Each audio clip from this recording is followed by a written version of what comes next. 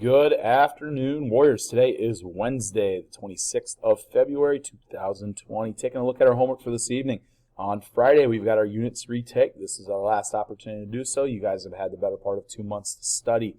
In regular math, we have practice 8.5, except for 7th period, which we did not get to, and that homework is on hold. I'm not sure about 8th period if they were able to get to it or not.